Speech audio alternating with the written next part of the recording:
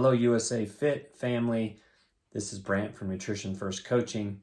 And today we're going to talk about protein because Carrie Ann Chavez and Samantha Nelson both asked a little bit about this when I posted on the Facebook page, which I'm going to try to post every week, maybe every other week, depending on, because I've got a few topics we're going to cover in the first few weeks here.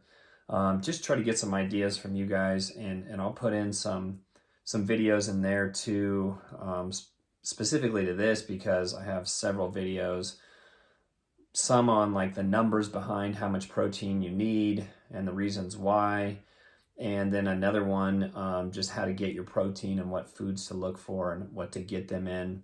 But specifically, Samantha was asking more for like a vegan athlete, which is always a little bit more challenging, but we're going to talk about that today.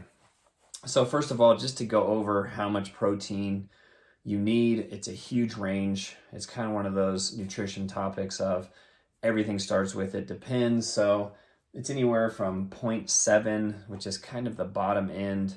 To me, that's like barely getting enough for what you need, especially if you're training pretty hard, all the way up to 1.2 grams per pound of body weight. And I'm specifically talking about this for runners, endurance athletes, not so much for what's required with muscle protein synthesis to get stronger, like build muscle, to really pack some muscle on, which hopefully if you do that in the off season, then you can maintain that through the running racing season. But that's a pretty big range. You can kind of work out the math for yourself. I mean, if you're at 1 gram per pound of body weight and you're a 175 pound person, that's 175 grams of protein a day. Probably sounds like a lot to you if you don't eat that much protein. If you have measured your protein before, you might not think that's that far off, or you might be like, wow, that's a lot of protein. So refer to some of the videos. I'll put them in the Facebook page just on how to get protein too. I'll come up with a PDF too and just put 8 or 10 snacks on there that are good, and probably like a good way to put those snacks together, thinking about like recovery or even kind of a pre-workout snack. Say you go run at 4 and you had lunch at noon. Maybe you want a little something at like 2:30 or 3, and that'll give you some fuel into your workout and kind of what you're looking for there. And we'll talk a little bit about that today as well. So sources are, if you're an omnivore type of person, you eat meat, red meat, fatty fish, of course, chicken, turkey, pork, all those are your complete proteins. And what we mean by that, this kind of gets into the debate of if you're a vegan or vegetarian, can you get complete protein sources? From single sources, not usually, and you have to combine different plants and different sources of your protein together to get that complete protein. And this doesn't have to happen at every meal. You don't have to, be a food chemist. What you really need to do is just kind of put this throughout the day, and then maybe you can do more at certain meals, or you can use different protein powders.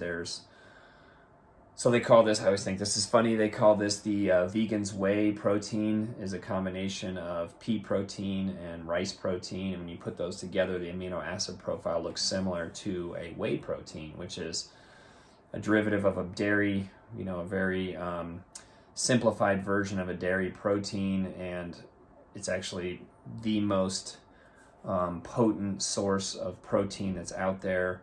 And if you've tried different whey proteins, kind of like most supplements, there's a lot of them out there.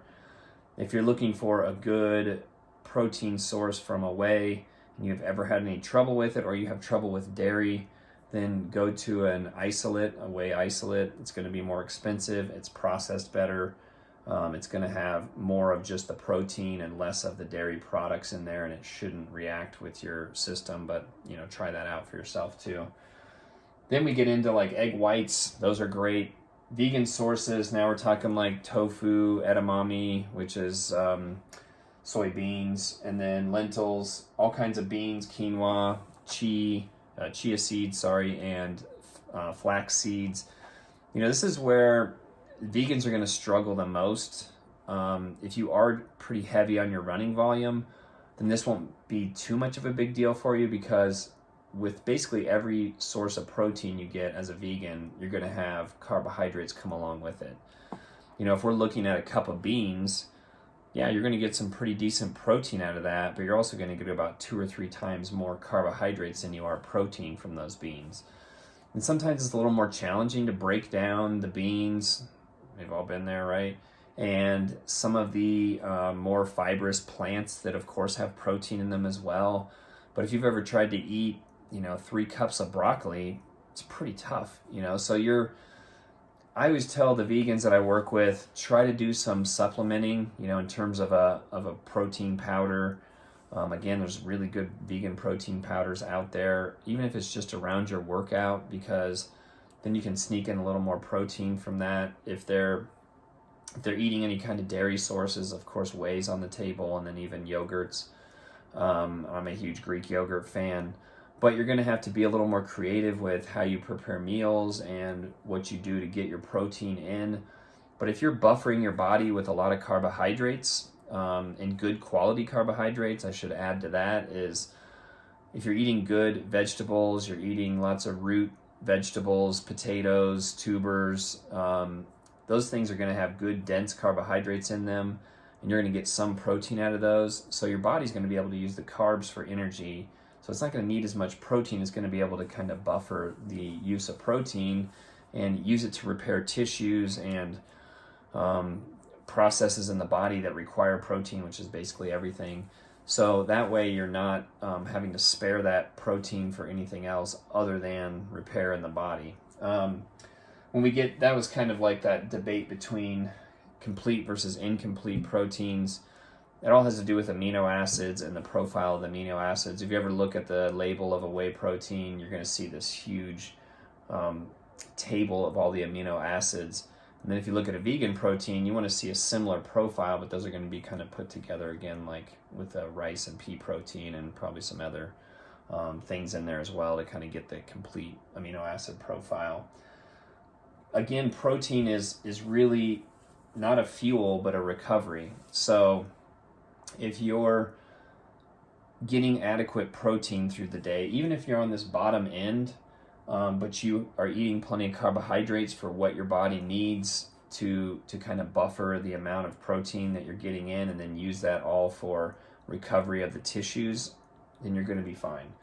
This is usually in that 4-to-1 ratio of carbs to protein. If you don't want to do a bunch of math with that too, just kind of look at the volume of what you're eating and think, okay, I need 4 times as much, maybe 2 cups of rice, and then, a small piece of chicken. Or if you're vegan, it's, half a block of tofu and 2 or 3 cups of rice, and then you're going to get, the protein in there with quality carbohydrates. And then the last thing I would say, and this kind of goes again towards the vegan part, is you might have to look at, and I would go through and do some blood work and see where you're at with some of these. Vitamin D being the big one, iron, zinc, calcium, and some of the B vitamins, you're probably going to struggle to get some of those in and then get them in the forms that you can actually break down and use in your body. So get your blood work done a few times a year and check some of those basic vitamin levels and see where you're at as well. And that really goes for everybody. I mean, a lot of people I work with are vitamin D deficient. They're usually not great in the B vitamins. Females need more iron typically just from their menstrual cycle every month, and losing iron through blood, and things are going to make you feel better. I mean, there's being in the basic levels, like let's take vitamin D, it's 30 to 80, or maybe even 30 to 100.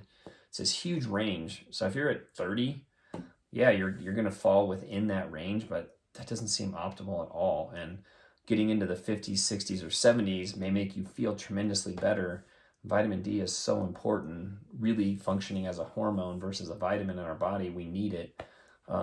So it's just one example of kind of knowing your blood work and working from there. Again, I'll post some of the other protein videos I have. I hope this wasn't too much rambling. I'll keep posting in there too. Give me some good thoughts and things to talk about. And I look forward to seeing everybody this, I guess it's still winter, but going into spring and getting out there and doing some running with everybody. All right, take care.